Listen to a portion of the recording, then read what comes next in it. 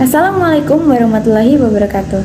Salam sejahtera bagi kita semua. Shalom, Om Swastiastu, Namo Buddhaya, salam kebajikan. Kami dari kelompok 1 Statistika, pada kesempatan kali ini perkenankan kami untuk mempresentasikan dan memaparkan hasil kerja kelompok kami. Sebelumnya, saya akan perkenalkan diri dan juga perkenalkan anggota kelompok kami. Yang pertama ada Eunika Nanda Putri dengan NIM 230 101 211 30071, yaitu saya sendiri. Yang kedua ada Yogi Prabowo dengan NIM 230 101 211 20035. Yang ketiga ada Randy Rifai dengan NIM 230 101 211 20013. Yang keempat ada Maratu Solihah dengan NIM 230 101 211 20049. Yang kelima ada Zahidah Aulia Nur Afifah dengan NIM 230 101 211 30065. Yang keenam ada Ayu Puspita Nawangwulan dengan NIM 230 101 211 20025. Dan yang terakhir ada Dadang Panggi Rahmat C dengan NIM 230 101 211 20005. Oke, selanjutnya akan dilanjutkan materi oleh anggota kelompok kami. Baik, saya akan menjelaskan tentang teori populasi dan sampel populasi. Jadi, teori populasi dan sampel populasi didefinisikan dalam Walpole tahun 2015 sebagai sekumpulan unsur atau elemen yang menjadi objek pengamatan pada suatu penelitian, baik yang terhingga ataupun yang tak terhingga. Suatu nilai atau karakteristik yang ada pada populasi disebut dengan parameter. Menurut Margono, dalam Macaulay 2018, berdasarkan keragamannya, populasi dibagi menjadi dua jenis, yaitu populasi homogen dan populasi heterogen.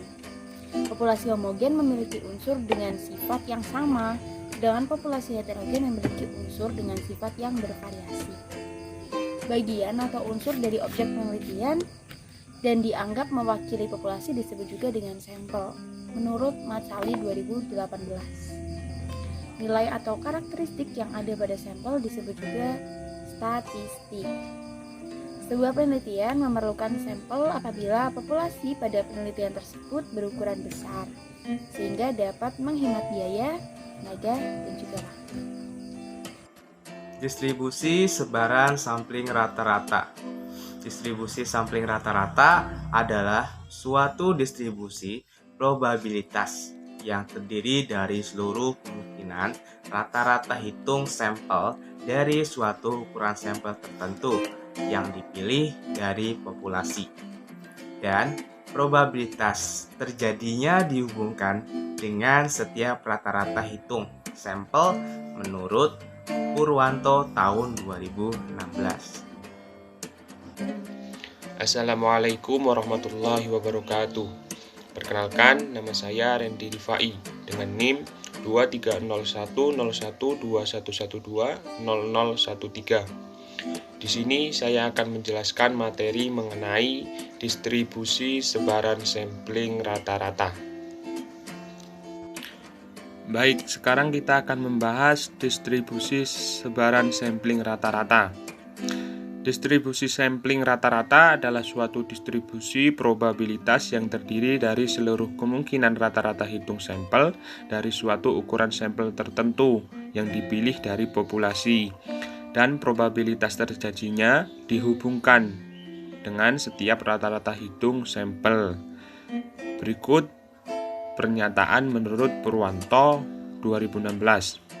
Sedangkan menurut Rahma, distribusi sampling rata-rata merupakan distribusi yang didasarkan pada rata-rata dari sampling yang telah diambil.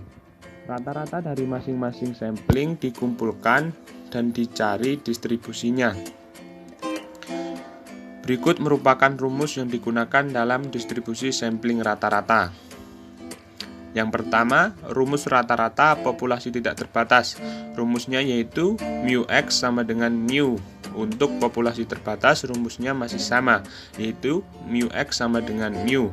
Sedangkan untuk standar deviasi populasi tidak terbatas, rumusnya yaitu to x sama dengan to dibagi akar n.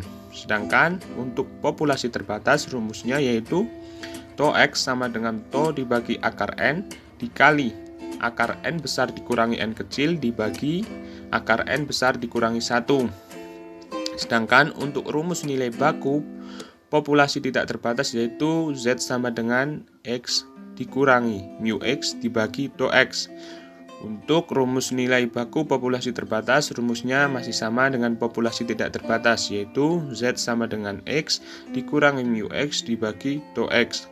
Dengan keterangan N kecil sama dengan ukuran sampel, X yaitu rata-rata sampel, S yaitu standar deviasi sampling, mu X yaitu rata-rata pada distribusi sampling rata-rata, tau X yaitu standar deviasi distribusi sampling rata-rata, N besar yaitu ukuran populasi, mu yaitu rata-rata populasi, dan tau yaitu standar deviasi populasi. Sedangkan untuk akar N besar dikurangi N kecil dibagi akar N besar dikurangi 1 yaitu faktor korelasi.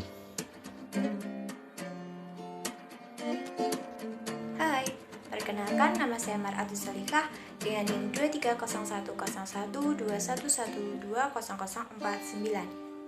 Nantinya saya akan membahas mengenai soal sebaran sampling rata-rata dengan pengembalian.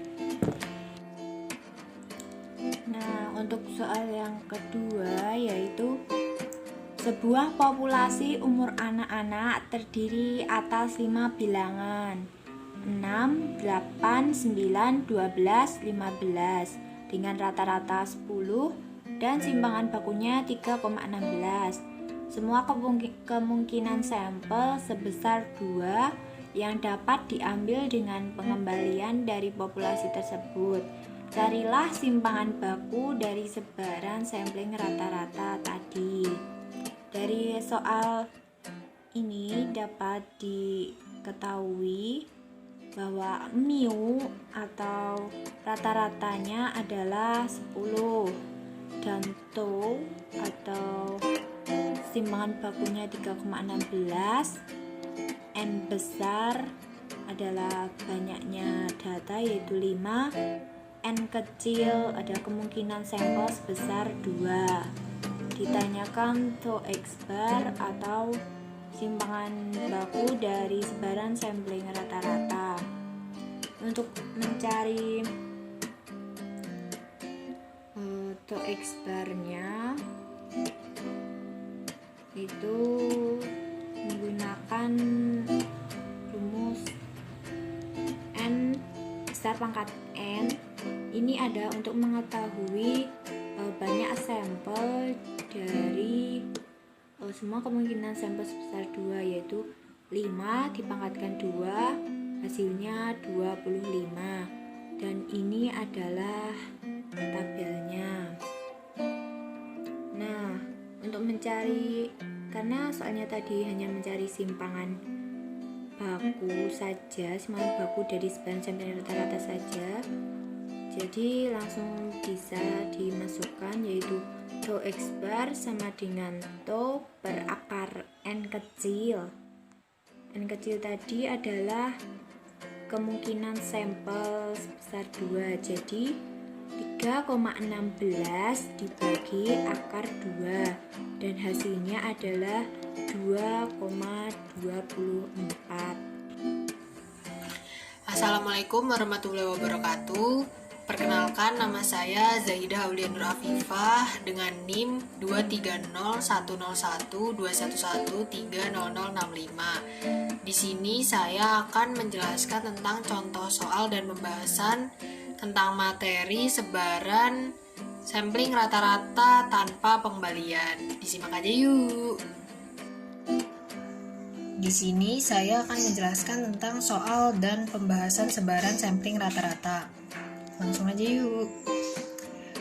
Diketahui sebuah populasi tinggi badan anak umur 7 tahun terdiri atas 5 bilangan, yaitu 122, 118, 117, 123, dan 125. Dengan rata-rata 121 dan simpangan baku 2,756. Kemungkinan sampel sebesar 2. Kemudian cari rata-rata dan simpangan baku dari sebaran sampling rata-rata.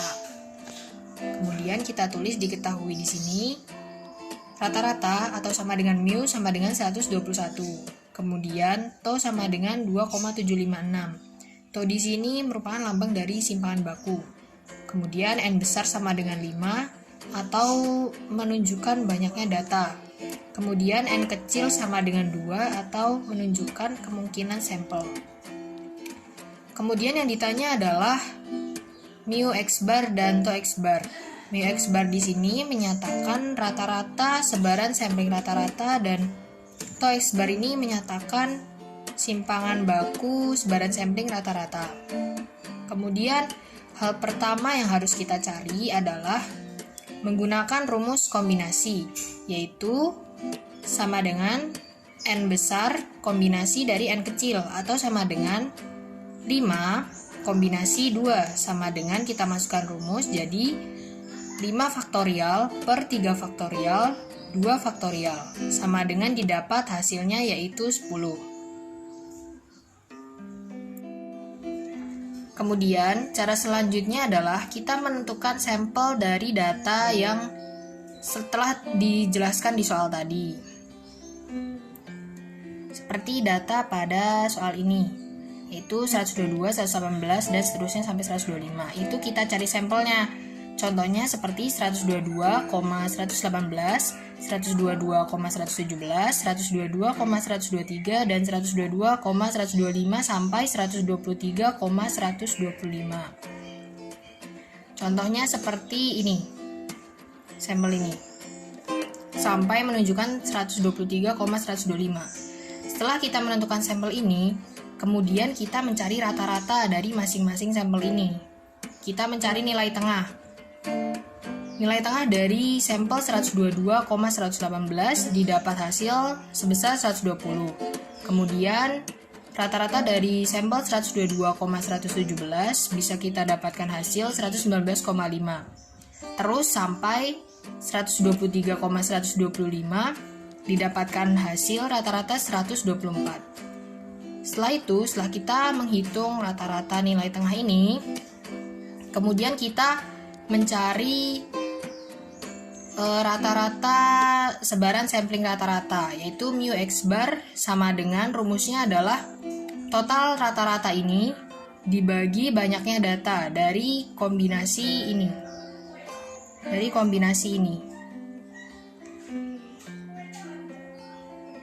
Seperti ini.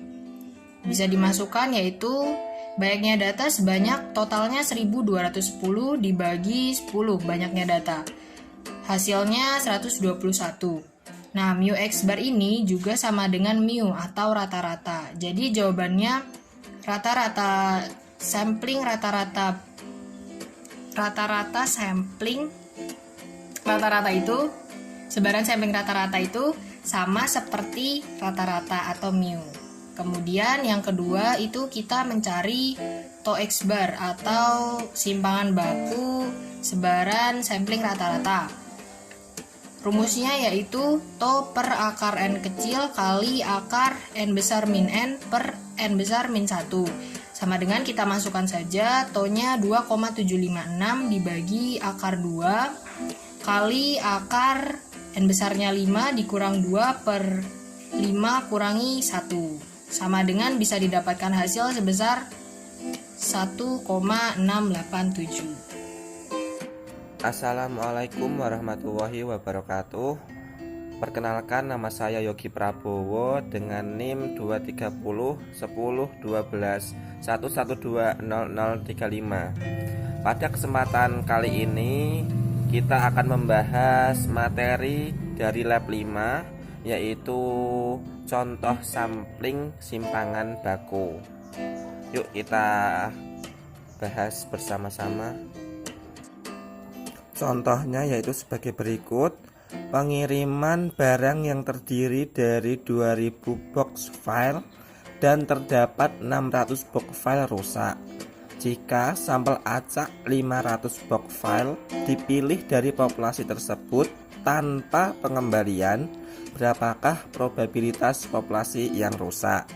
Yang pertama yaitu akan kurang dari 155 per 500 yang rusak. Yang B yaitu antara 150 dari 500 sampel sampai dengan 165 dari 500 yang rusak. Kemudian yang C lebih dari 170 box file yang rusak dari 500. Diketahui yaitu P atau proporsi box file yang rusak, kemudian N yaitu ukuran populasi yaitu 2000 box file, kemudian X atau kejadian populasinya adalah 600 box file rusak, dan N atau sampelnya yaitu 500 box file dipilih dari populasi tersebut. Nah, itu kita cari terlebih dahulu yaitu probabilitas, yaitu dengan rumus X per N. X-nya tadi adalah 600 dibagi 2000 sehingga hasilnya 0,3. Untuk ditanya yang pertama sampai yang C itu bisa dirumuskan dengan rumus matematika, yaitu yang pertama A yaitu P bar kurang dari 0,31. P adalah probabilitas, yang B yaitu probabilitas 0,3 kurang dari P bar kurang dari 0,3. Yang C yaitu P probabilitas P bar lebih dari 0,34. Mari kita jawab bersama-sama. P bar sama dengan P sama dengan 0,3. Untuk simpangan baku dari P bar itu bisa didapat dengan cara akar dari P 1 kurangi P dibagi N dikali akar N kurangi N dibagi N kurangi 1, yaitu mari kita masukkan yaitu akar dari 0,3 dikali 1 dikurangi 0,3 dibagi 500 dikali akar dari 2000 kurangi 500 dibagi 2000 kurangi 1 sehingga didapat itu 0,3 dikali 0,7. Ini dikali terlebih dahulu, ini dikali terlebih dahulu, kemudian dibagi 500 dikali akar dari 1500 dibagi 1999. Ini yaitu 2000 kurangi 500 sama dengan 1500, 2000 kurangi 1 1999, sehingga didapat akar dari 0,00042 dikali akar 0,7504. Ini bisa dihitung dahulu atau dikalikan terlebih dahulu juga nggak apa-apa, sehingga didapat 0,02.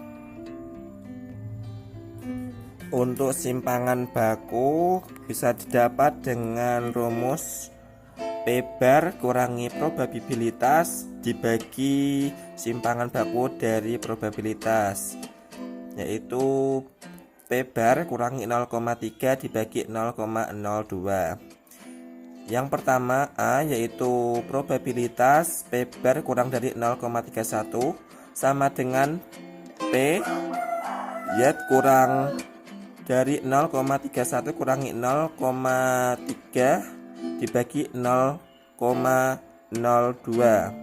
sehingga didapat probabilitas Y kurang dari 0,5 adalah 0,6915. Penjelasan di atas dapat kita tarik kesimpulan bahwasannya distribusi sampling merupakan distribusi pengukuran statistik seperti rata-rata, standar deviasi, proporsi yang muncul sebagai sebab dari penggunaan sampel.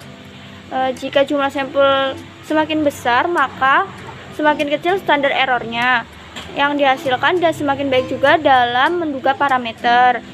Misal, jumlah sampelnya ada 30, maka sampel sudah bisa diasumsikan memiliki distribusi yang normal.